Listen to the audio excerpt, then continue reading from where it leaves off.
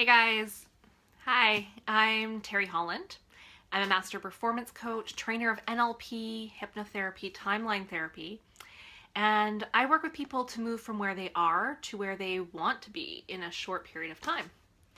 So I'm just going to give people a minute or two to sign in here, and then we'll get started. We're going to talk about goals today, more specifically bad goals. What are your bad goals for 2017? So I'll just hang out here for a minute, see who's signing in, and then we'll get going. I just came back from a walk with Rufus, so I'm going to be drinking my coffee here while we wait. Cool. So maybe we'll just get started. Let's get started, and hopefully some people will come in and join. And as you sign in, say hello, let me know that you're watching so that I know who's there, because I always like to know what everyone's up to and who's watching. So we're going to talk about bad goals. We're talking about bad goals. And this isn't like bad as in bad goals, but bad as in bad-ass goals. I just haven't figured out what the ass part of the acronym is going to be. So right now we're going to call them bad goals. So you might have heard of SMART goals before. And I have to tell you, I'm done with SMART goals. I've gone back and forth on this. I first talked about bad goals last spring, and I ended up going back to the SMART goal. And I'll tell you why. I went back to it because it's it's what everyone does. It's that tried and true method that people preach, they talk about, and it's everywhere. And it's part of my training is teaching about SMART goals. So we're going to talk about the difference between a bad goal and a SMART goal. And here's why I'm getting away from the SMART goals once and for all. And I was literally just teaching SMART goals just a couple weeks ago in a workshop. But this is going to change. This changes now. And I have to ask you, have you ever set a SMART goal that you were really excited about achieving? I don't know about you, but I sure haven't. In fact, SMART goals bore me. They bore the hell out of me. And if you don't know what a SMART goal is, let's talk about that. So SMART goals are specific, measurable, attainable, realistic, and time-based. That's usually what we talk about. In NLP, we change the A to be as if. So you act as if you already have it, but it's still along the lines of attainable. So when I think of SMART goals, here's what comes to mind for me. It's like taking your big dream, like this big massive thing that you want to achieve, and then watering it down to something really dry and boring. It's like taking the best part of chocolate cake, like your favorite chocolate cake that you really love, and then taking all the yummy stuff out of it until you're left with dry white flour. And how appealing is that? Right? Not very appealing. So that to me is what a SMART goal is. It's dry and it's boring.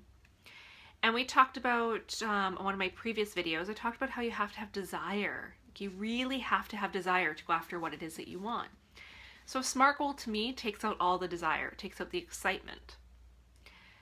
And like, think about it. Think about all the amazing things that people have accomplished. Like the Wright brothers, when they decided to go up and they want to fly. Do you think that that was a SMART goal? Do you think they sat down and said, hey, is it specific? Is it measurable, attainable, realistic, time-based? They probably would have talked themselves out of it if they tried to fit that big, beautiful dream into a SMART goal. They probably wouldn't do it. Or think about, man walking on the moon or any other major accomplishments by people. Do you think that those were done by SMART goals? No, I don't think they were. I don't think so. So what I want to talk to you about are your bad goals. And what is bad? Bad is bold, audacious, and a little bit dangerous. A little bit dangerous, or, oh, hi, thanks for joining me, Adventures of Oakley. So a bad goal is bold, it's audacious, and a little bit dangerous. And when I say dangerous, I don't mean that you're like doing things that are going to put your life at risk or someone else's life at risk. What I mean by dangerous is that you have some skin in the game. You want it so badly that if it doesn't happen, you're going to feel that, right? Like you have to want it that badly. Or we could say that the D is desire. You have to have a deep desire for what it is you want to accomplish. So I would encourage you to set bad goals for 2017. So what is your bad goal? That thing, that big thing that you want to accomplish. What is that?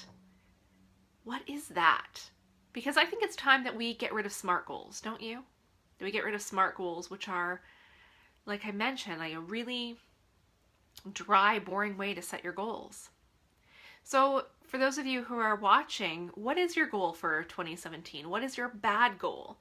Or do you have any questions about what a bad goal is? And by bad, remember, I don't mean that it's like, oh, you're bad. It's like badass goal, like this thing that you have to do it. You have to do it because you have this thing burning in your belly telling you that you have to accomplish it. What is that one? Because that's the exciting thing. That's the thing that's going to get you out of bed in the morning and get you to take action and move forward. That's compelling and exciting. Setting a goal that's specific, measurable, attainable, realistic, time-based gets kind of dry, right? It gets kind of dry. So what is your goal for 2017? If you were to have a bad goal, bold, audacious, dangerous, what is that? What does that look like for you?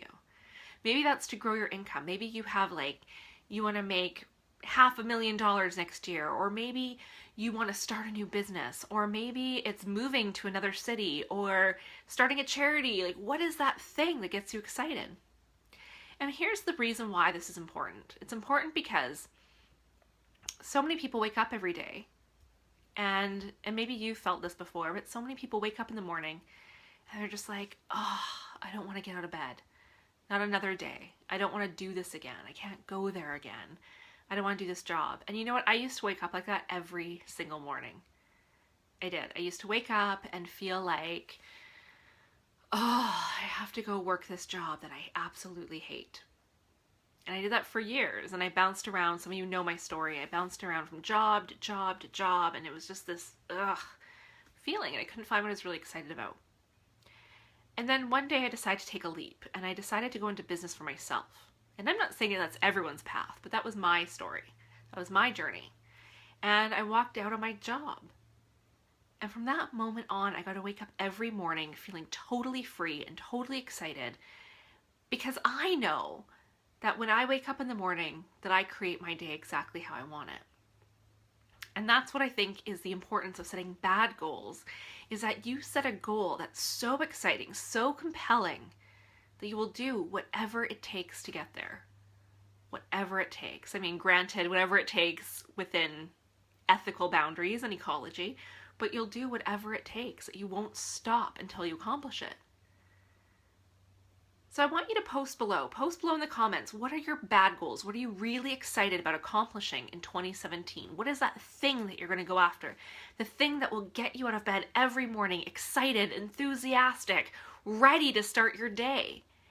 And you know what? That's contagious. That kind of energy is so contagious that when you're living in that space, other people get drawn to you to help support you in your goal because they become enthused by your enthusiasm. They're becoming enlightened by the light inside you, and they're excited to join you on the journey. So post below and see who in this community can get excited to join you in your journey. Now, I also have something really exciting I want to announce, and I just came up with this idea maybe about 2 hours ago now. I'm going to start an inner circle, the Empowered Life Inner Circle, because I know some of you have been super supportive of me and super just really supportive and support everything that I've been doing and my growth and my business. And so I want to start an inner circle of people who want to join me on this mission. And what is that mission? Well, I have a mission that I want to empower lives and transform the planet. That's my mission. And right now I'm doing 100 days of live video to help reach a broader audience and empower people. And I'm looking for an inner circle of people who want to support me on that journey. And what that means is that you'll share my videos, you'll comment on my stuff, and you will help get that message out to a broader audience. And for being a part of my inner circle, I'm going to put you in a private Facebook page, a private group where I will create specific content for that group that no one else will have access to. It'll be specific for that group. So if you want to be a part of that, then just comment below, say, hey, I want to join the inner circle, and I'll be sending out some invites as well to invite some exclusive people to join me in that as well. And oh, what did you, I'm just going to read the comment here. Awesome coaching as per usual, Terry. You are brave for all these leaps of faith you have taken in your new ventures.